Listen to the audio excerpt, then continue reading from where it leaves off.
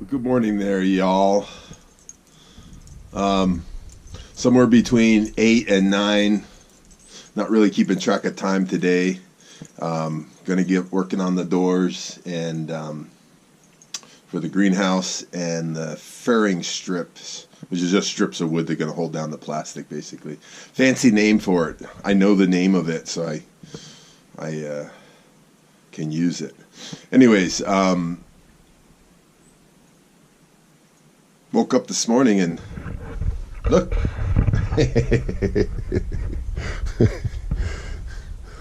I'm glad that I have a wood rack that's full.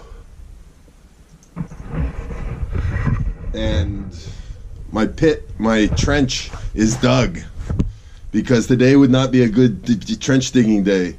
So you have to choose. I'm learning in Missouri, you got to choose, pick your poison, pick your day. You know, you want to play in the mud, you want to play when it's frozen.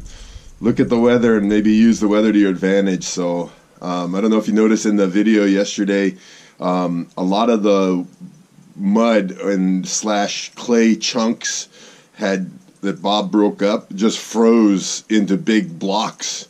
So that trench, I was able to just go through it and just pull all the big chunks out. They stayed together. They're frozen. And then go through and break it up a little bit more with Bob and then just shovel it out. And actually it was relatively easy as far as trench digging goes. I told Denise I'm not qualified.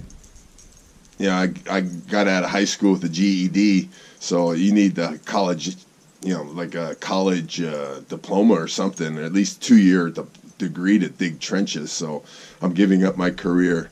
Next time I'm renting the mini excavator, and then after the mini excavator I'm going to rent one excavator bigger. I'm going to tool myself and train myself on excavators so that I can clear my fence lines and maybe push down the trees for the build site for the goat barn and the sawmill. Who knows? Then just a little bit down the road, I might be making my own pond. Denise laughed so hard yesterday. Anyways, guys, a moment of transparency. I was very sad this morning. I woke up about 3 o'clock. I couldn't go back to sleep. Not much more emotion left in me. Denise, thank you for calling me.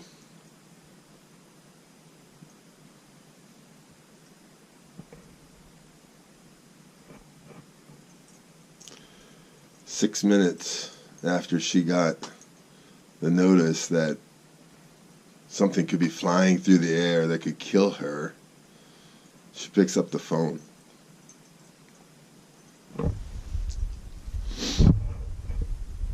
Now, I didn't get the call. She left the voicemail, but she called her daughter. She called me. She didn't call her mom. I ain't telling, because your mom gonna give you shit, girl. Oh, my daughter never dawned on me at 3 o'clock in the morning.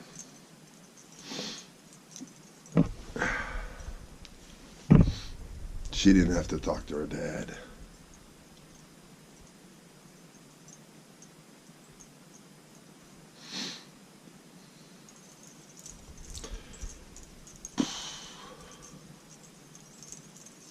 Is what it is. I think I'm a good person. Greg, we need to do something with this front porch. You need to make it more grand. Yeah.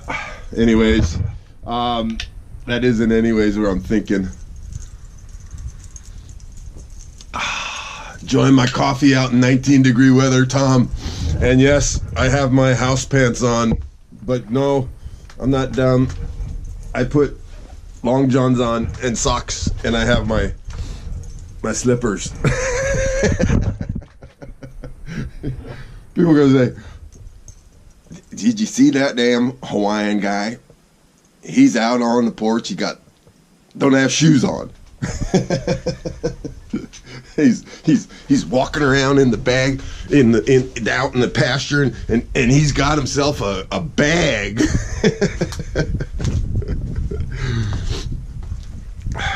Wait, it's coming. I always tease Denise about this, but I'll give you a little bit heads up on it. I don't know. It's funny, I never met anybody from Missouri other than Tom, and he's not the prototype of a Missourian. I mean, a country person. So I never knew what they talked like or the accent or anything. And it's actually interesting because down in the boot, which is that little thing hanging off Missouri, that's a French influence down there. So they actually have a French draw, kind of different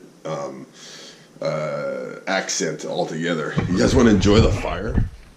My gosh, man. I might not be getting good at digging trenches, but dang, I am getting good at creating fiery art. Seriously, Quadra-Fire has something going on, because I don't know much about much wood stoves, but this thing you can actually control pretty well, not great, but you can control it. You don't have to have it crazy hot, and I can turn that down and those coals will kind of go gray or dark, and the heat will kind of decrease. Not like a switch on the wall for sure. Anyways, tonight is pizza night, people.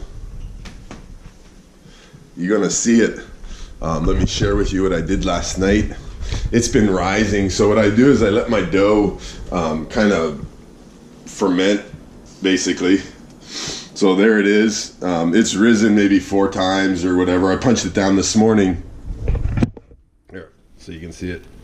I punched it down this morning. It was about half that, not half that size, but much smaller. So the yeast is kicking back up, and it's nice and cool in here. So that gives the fermenting process a slow way of doing it. I've been reading about this, but I discovered this. I discovered it.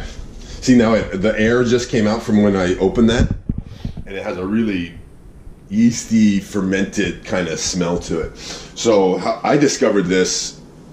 I know other people have discovered it before me. Sorry. I'm not taking credit for discovering it. I just said I had some pizza dough, Mr. I'll eat anything as long as it's not going to kill me. No. So this pizza dough, I had made it and put it in the fridge. And it was in the fridge for maybe 3 or 4 days, or it wrapped up in plastic. Actually, I think it might have been a week to 10 days. And it started looking a little gray, but it smelled kind of, like yeasty. So I just rolled the damn thing out and made pizza. It was the best dough. It was crispy. So I'm going to let you guys enjoy pizza with me tonight. I am going to make pizza on top of the wood-burning oven. I'm not going to use the oven. I'm going to use this even to par-bake my pizzas. So what I'm planning on doing, I'm going to check the temperature now. I'm going to put the pizza stone on there. And then I'm just going to get foil and tent the foil over top of it. It's going to be a slower cooking process. It is not a pizza oven. You shall see a pizza oven on this channel one day soon. Well, within the next couple of years. But I'm going to try. It's going to be fun. So I'm making about 10 personal pan size handmade pizzas. So, and then I'm going to freeze them. And who knows? Might have one left when you get here, Tom. I don't know. Travis beat you here. They might all be gone for sure. All right, guys, I'm going to get me some breakfast. 9 o'clock right now. I'm going to get out into the shop, and I'm going to get some work done. I'm glad yesterday nothing happened. And for all of us, we should look at it as an exercise of trying to figure out, are we really prepared if we need something drastic happens? Let's walk away from this thing with good or becoming better, because we work too hard to live. So we want to preserve that. So that means being ready, if you ask me. So I'm not, you can call me prepper or whatever the hell you want. I'm just going to make sure that I can take care of Jack and whoever else, you know, of course, Denise.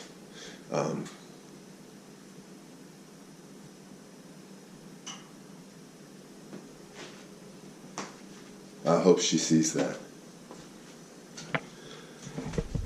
Look at that fire. I mean, that fire only comes from a wood-burning appliance. That's what they call a wood stove when you pay over $1,500 for it. That I actually got for, I think it was, I have to check the invoice. I think it was $1,400. It's usually $2,400, but they had 10 extra. They ordered the same thing twice, so they wanted to get rid of some of them. So I got a little bit of a deal on that. All right, guys. Sorry for the length of this video. Let's become better prepared. What we're trying to do is that take care of each other. Okay? And Tom, Denise, God, I'm glad you guys are safe. And Tom, I expected a call. Denise called me 7 minutes after. I thought you'd call me like a minute after. Just you know, one more aloha. I love that. I said lunch, not launch thing that Tom sent. So anyways, guys, enjoy your Sunday. Love y'all.